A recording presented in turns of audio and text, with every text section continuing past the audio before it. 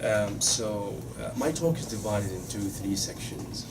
The first is how we should understand the relationship between law and ethics. And the second, what is the state of the field today? And the third is going to be my topic about necessity and ethical hierarchy in Hanafi jurisprudence. So let me start my talk by posing the question to the audience here. What do you think is the fundamental function of any legal system, legal tradition that exists today or in the past? To give information about the legal values of acts. Legal values. What do you think law exists to do what in society? Why we need legal systems? Justice. Justice, okay. Regulates people's life. Okay. Any other ideas? Why you have a legal system? Social freedom, that everyone lives well with that's the secular conception of keeping people living freedom and social freedom and social coherence. Great. Okay. So, for me, conflict resolution is the core function of any legal tradition. And Muslim jurists have always maintained that the key function of fiqh is to maintain order and social harmony. And I think we need to keep that in mind whenever we talk about fiqh and jurisprudence. That's exactly what we think of when we talk about legal order. Also, one of the functions of Islamic law is to secure afterlife, and hence law engages with issues of ethics. And I'm pressed this fact to make a point that we need to see Muslim jurists as lawyers, not as moral philosophers. And the implication of this approach would require us to rethink the idea that Islamic law is a religious law. And what I mean by that statement is that Muslim jurists consistently defended the notion that fiqh is a human endeavor to understand God's will. Also, it means that Muslim jurists systematically sanctioned certain acts which for us might be a sin, but for them this was a legal necessity. For example, the late Hanafi jurist Ibn Nujaym al-Hanafi al-Masri, who died 1564-65, he actually sanctions people to pay bribe to the Sultan to get their own right. However, he at the same time acknowledges that the act is a sin, but maybe on the part of really accepting the bribe. So that's how law works. That's how legal lawyers really see how the legal order should function. So scholars coming from outside the legal field tend to think of Islamic law as a moral code rather than a legal system. Muslim jurists make a clear distinction, not a separation, between what can be determined in the court of law and what strictly belongs to the conscience of the believer. Some people think that they can establish a moral principle by legal rules. For them, law and morality, by definition, are the same. And this is simply false. The way we need to think about law, based on functions of law, legal institutions, and the law and the role of lawyers in law and society, is that law solely intervenes with a social friction or conflict. Law comes to reaffirm social and moral norms. It does not reconstruct moral and social realities. So this is kind of basic background, a founding of where I come from, and how we need to think about Islamic law. So the state of the field today. So the subject of Islamic law evokes contradictory responses in the Western legal scholarship. So, for example, while many studies critically engage pre-modern Islamic legal literature on issues of gender, the treatment of non-Muslim minorities, war, criminal punishments, so that we are careful to understand and situate these manifestations in their particular historical context. And these studies' prime objective is to show that pre-modern articulations of Islamic law on these issues are not suitable for modern Muslim sensibilities, let alone the current discourse on human rights, international law, women's rights.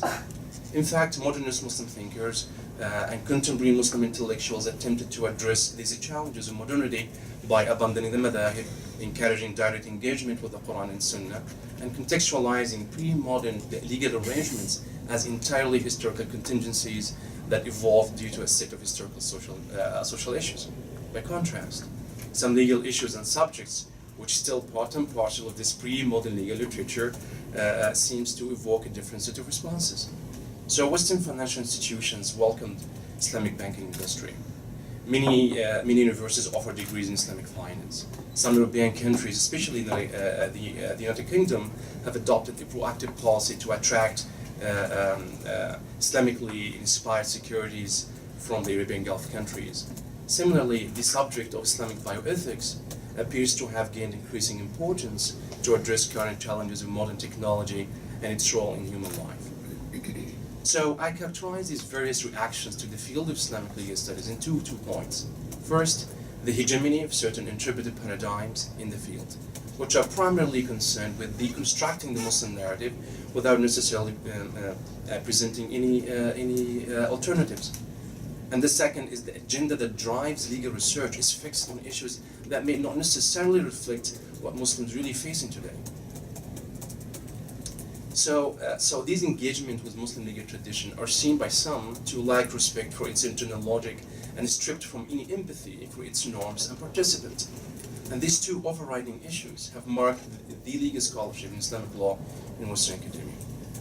So I will touch on key terms in ethical philosophy, which David had pointed out briefly.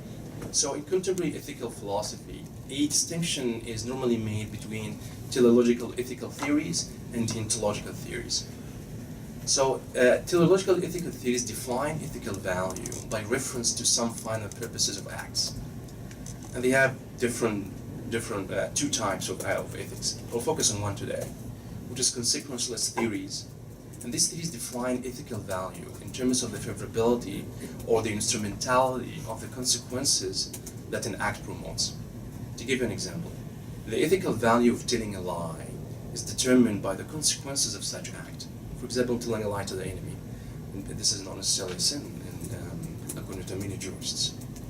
And the second type of ethics that might be touched today is deontological theories. And these theories treat certain acts as good or bad, or as duties, regardless of their consequences. And they have two types of ethics here. Ethical realism, and this treats ethical value as intrinsic to acts, thus neither willed by the agents nor reducible to non-rational inclinations. So lying is bad because something intrinsic about the act itself. And the second type of deontological ethics is divine command ethics, which means an act is good or bad if and only if, and because it is commanded or prohibited by God. So God tells us this is bad, it's bad because God tells us so. So my paper today is about the issue of necessity and how it relates to Hanafi jurisprudence. So I argue that the theory of necessity, or darura, affirms a hierarchy of values necessitated by the various types of individual and collective rights in the Muslim legal literature. Necessity in Islamic jurisprudence is rooted in the moral choices inspired by the doctrine of the choice of the lesser evil, أخف المفسدتين. The top category in this hierarchy is preserving human life and upholding public interest. By examining the Hanafi school of Islamic law as represented in the works of Ibn Abidin, is the most famous Damascene Hanafi jurist, died in 1836. I contend that the intersection of moral and legal norms in Islamic law reveals a consequentialist ethical justification. And this is designed to guide believers to overcome moral dilemmas and human impulses. Furthermore, the legal choices made by Hanafi jurists are based on a hierarchy of values whose order is governed by the idea of balancing harms in pursuit of lesser evil. Hanafis assert that the individual may violate a legal ruling in order to avoid greater evil. In this context, breaking the law might be a legal duty. Hanafis emphasize the obligation upon the individual to eat carrion, swine, or to drink wine in order to avoid death or starvation. Moreover, they utilize the theory of necessity to justify infringement upon certain private rights, such as taking others' food to avoid starvation, as just mentioned, or to take shelter on private property to avoid death. I argue that the nature of rights affected, whether individual rights or collective rights, or the rights of God, is an essential component to understanding the legal preferences of Hanafi jurists.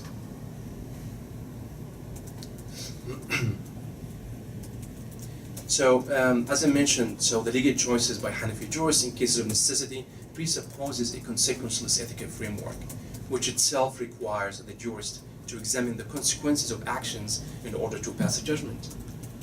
And this is opposed to ideological ethical framework, which would assert, for example, that lying is bad universally, regardless of the consequences in specific situations. In a consequentialist ethical framework, lying may be necessary to preserve one's life, and therefore legal. In this understanding, Islamic jurisprudence fiqh represents the normative ethics of action. Muslim jurists and legal theorists' discussion on ethics put a particular emphasis on human action, and this can be clearly observed in the discussion of fiqh, where a key concern is the establishment of a general normative principle for human conduct.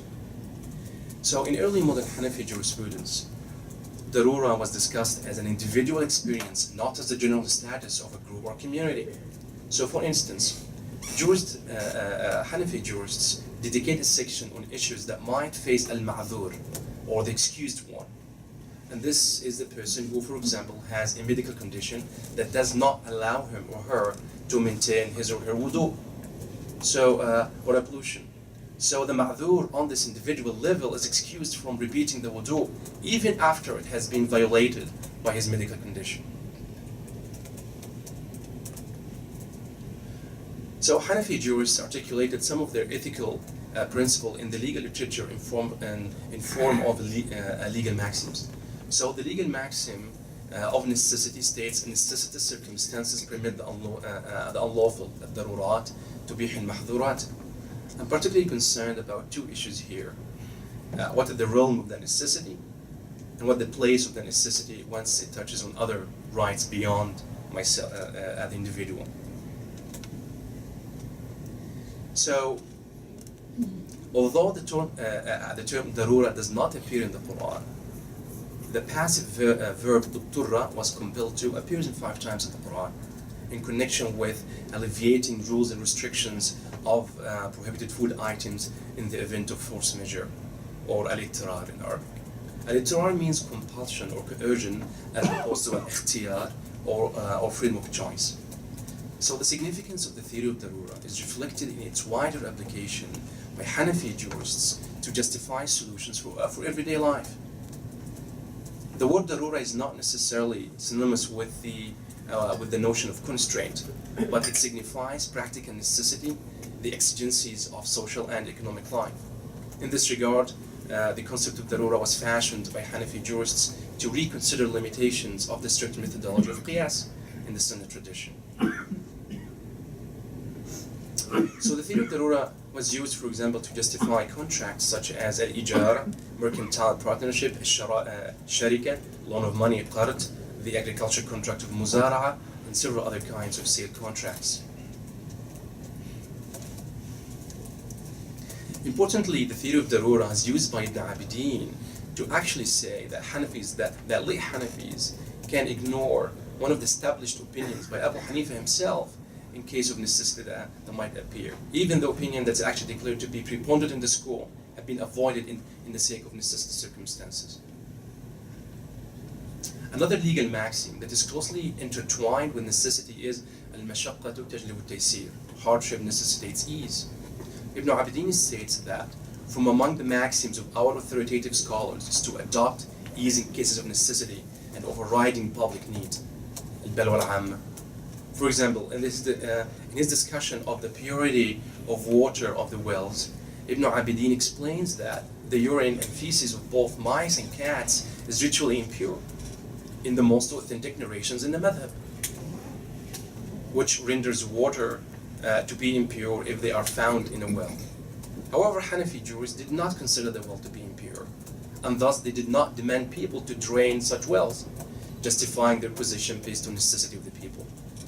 Ibn Abidin adopts the same ruling to the case of the pigeons' droppings, and he actually argues that in the Masjid al-Haram we have lots of pigeons and no one seems to be bothered by that, and he says this is due to the consensus of the normative practice al-ijma' al-amali.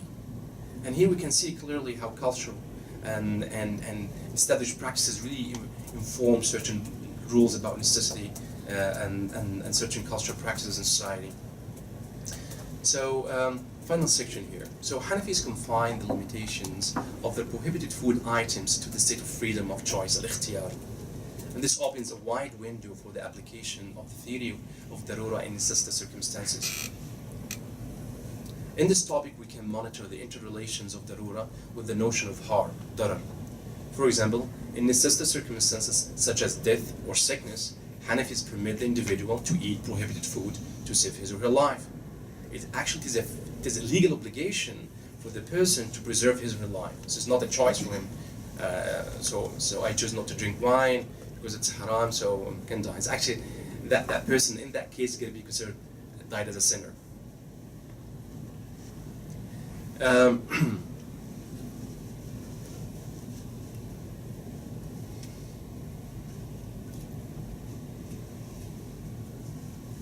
So for Hanafis, the person who is destitute should prioritize eating others' food over eating carrion.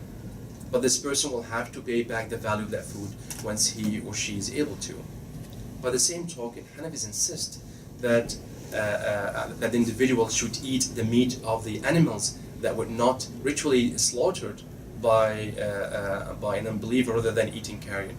Moreover, the individual should eat the meat of a prohibited animal over carrion.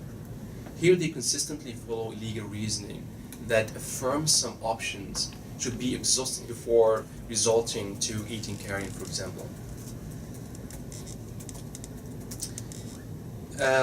And this hierarchy appears very strikingly in a case when Ibn Abidin discusses the legal choices of drinking wine, urine, or impure water in necessity circumstances.